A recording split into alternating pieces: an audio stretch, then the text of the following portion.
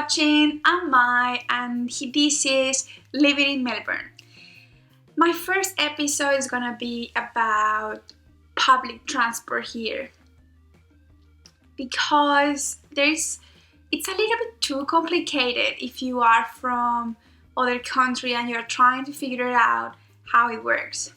What you need to know is that each state has different system. And although I've been in other cities, I'm just gonna explain how is it Melbourne, right? But first, let's start with my first topic of the day, which is how to get out of the airport. Well, you have three different ways that you can get out of the airport, so from the airport to the city. First, you can ask someone to pick you up. So if you're in an agency, normally they have like this pickup system. Second, you can also take a taxi, but most of the time that will cost around 80 to $100 depending on how far from the city are you going. So from the airport to the city, it could be everything around 70 to 100, but then it will depend on the peak time, the time of the day, if it's Sunday, and if there is any special thing about that taxi that it would cost you a lot. So I do not recommend to take taxi. I think it's really expensive, and if you only have like a normal amount of bags, like just 2 or 1, I really recommend to take the cheapest option, which is the Sky Bus. Ding! This is the cheapest way. What is it? It's a service that will take you from the airport to one of the main stations in Melbourne, which is Southern Cross. It's really easy. I will explain the stations later. The service one way costs $19 and round trip $38. So it's a big gap between $19 and $100 that will cost the taxi. It even has internet on board, so you can chat with your families and start communicating and say that you arrived safe to Melbourne. If you have the opportunity and you get one of those 2-decks buses, I recommend you go upstairs and enjoy the view while you travel into the city. When you get to Melbourne, you will start noticing the train stations. The city, so the Melbourne city, which is this, has 5 main stations: Flinders, Southern Cross, Flagstaff, Melbourne Central, and Parliament.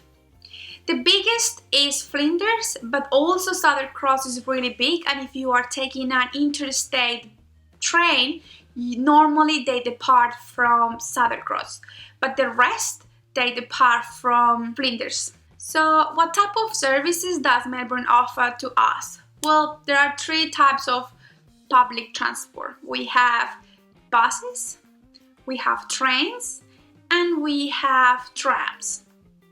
Let's start with the trams. Well, the trams, they go along the rails and they don't go as far as the train goes. However, they are, like for someone who lives close to the city, sometimes it's better to take the tram than the train. They are slower than the train because they sometimes mix with the normal traffic. So sometimes they do have like a proper lane for them, but sometimes, depending on the part of the city, they are mixed with the traffic. So if it's peak hour, be prepared to be stuck for a long time. One thing about trams is that you need to signal that you want to get out of the tram at certain station or a certain stop. So they have like this thing that you pull to signal the driver that you need to stop in the next station. If no one pulls it and no one is expecting to get on the train, on the tram, well, the tram will not stop until someone signals that little thing. Later on, I'm gonna explain the Mikey card, but basically, every time that you get into a public transport, you need to touch on and touch off. For the trams, you need to only touch on. You don't need to touch off, so don't you worry. The trams are a little bit unreliable. This because first, they are very old. Sometimes they just stop working in the middle of the route. So as you can imagine, if there is one tram in the city, because the city has multiple lines, if one stops, everything that goes on that line from that point back, it's gonna stop. So it's a very unreliable service. You always have to have a plan B, or think about a plan B when going around. Now let's talk about trains. Well, trains, there are around 7 lines, I think 7-8 lines of trains. They all depart from the city and they go all the way to the suburbs. So it could be the west side or the east side. Trains stop in every single station, so you don't have to signal the driver to stop. They stop. Sometimes in peak hour there are some express services that they skip the first few stops from the city and they start stopping later on, just to make the trip faster for those who live really far away from the city. To access the trains, you get into the train station when you have to touch on to get in, and also when you want to leave, you have to touch off. There are some stations that the machines are just at the door, but you don't have to actually touch on to get access. Like, you can get in even without touching on. But I really recommend that you always touch on, because there are inspectors that check that people are being honest and they are paying for transportation. So my advice, always touch on. Also, recently Melbourne started doing after midnight train service for some lines over the weekend. So if you like to party, or if you are gonna work on a job that requires you to work after hours, it's good news. Now let's talk about buses. That's the one that I almost never use. They are more for zones where there are no buses or trams. They have a schedule, so there is one bus every hour or 2 buses every hour, but they are not as frequent as a train could be or a tram could be. There is something called the night riders. That's just for Fridays and Saturdays nights, and all buses depart from the city from 3 a.m. onwards. So for those people who like to party, they are night riders, and they cover some zones of Melbourne and the suburbs. But if you are not as lucky as me as to live close to one of those routes, well, you will have to pay a taxi at 3 a.m. in the morning. Alright, so the third topic today is gonna be the Mikey. So this car, it's called the Mikey, and it's what you need to get access to public transport, basically. It works very similar to Transmillennium. So you can top up, so you can put money inside, and that's what you put when you get onto one of that services. So the tram, the train, or the train station. Where to get it? Well, you can get it at any proper train station. Sometimes there are some machines on some of the tram stops, but they can only be used to charge to top up or charge or put money on this car, but not to buy one. So if you want to buy one, you can go to a train station, or you can go to a 7-Eleven, which is like a convenience store or a little supermarket. No matter what you use, it's the same cost. So the cost of taking a train is the same as taking a tram, and is the same as taking a bus. Here we charge for how much did you use it during a day. So if you only go, for example, one time to the city and you come back home within 2 hours, that will only cost you around $4, $3.90.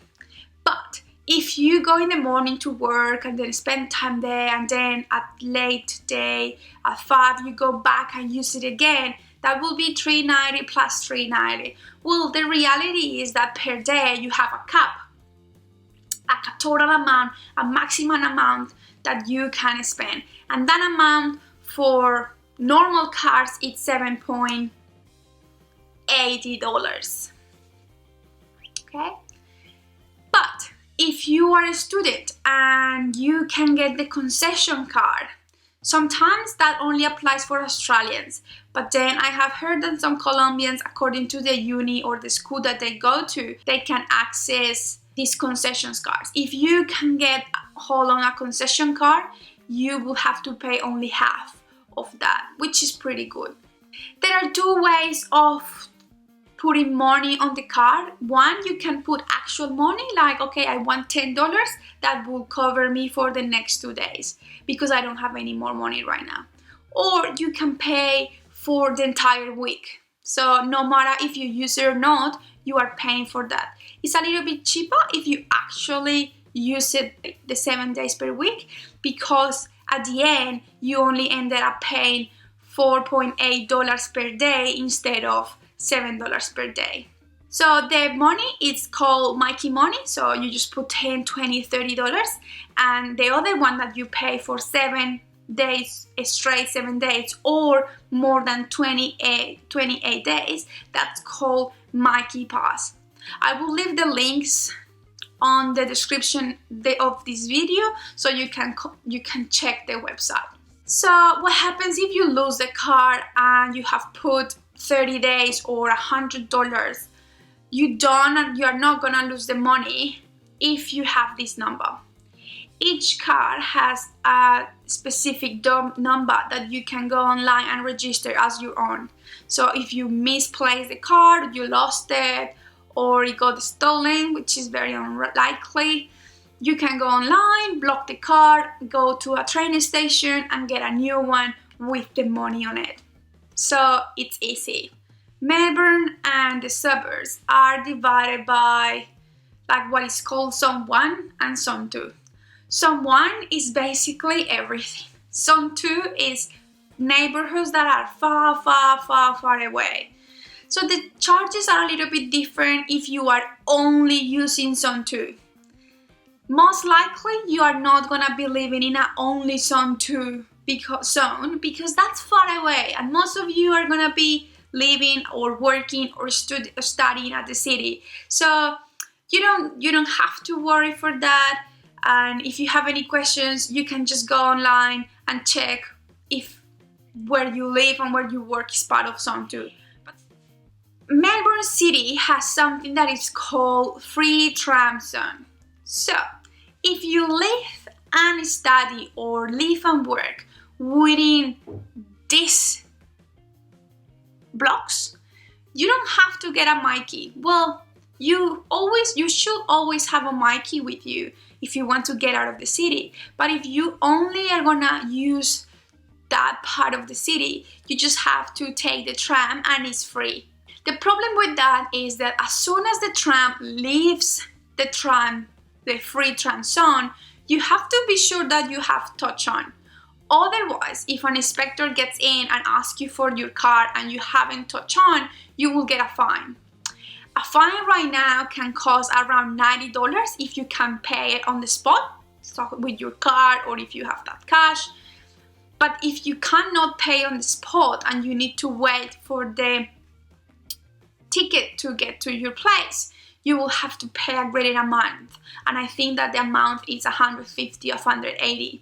My advice, if you know that you are not gonna be only in the free tram zone, always touch on. Don't try to trick the system. Just do it and pay the transportation. If you want to plan your journey, there are different ways that you can do this. First, now Google Maps has the public transport within, so included. So you can say, hey, I'm here, I want to go to uni or I want to work. What's the easiest way on public transport? And it will tell you all the different options. So take the train, take the tram, take the bus. Sometimes there is a better way around it. It's not that very smart, but if you are not familiar with the public transport, that's your best option. There are also applications that you can download to your phone or your tablet to always have the latest information. So if you are around Melbourne or the suburbs and you want to know what's the closest train station or at what time is the tram passing by, well, you can go on the app and check. They are very modern, so pretty much they're always on time. Alright guys, I will leave some more links in the description. I hope you have liked and enjoyed this video. If you do, please thumbs up this video. Also, if you want to keep learning about living in Melbourne, please subscribe to my channel. My channel is a little bit of a lifestyle channel. It's just started, so you're gonna be exposed to more content, so not only living in Melbourne, but that's fine. You can only watch those videos if that's what you are interested in. I love doing this. I really enjoy sharing what I know about Melbourne, and if I can help one more soul out there that wants to come to Melbourne, well, I'm happy about that. Thank you so much, guys. Thanks for watching. Leave your comments, and again, if you have any topic that you want to learn about, just let me know. I will try to cover it in future episodes. See you soon!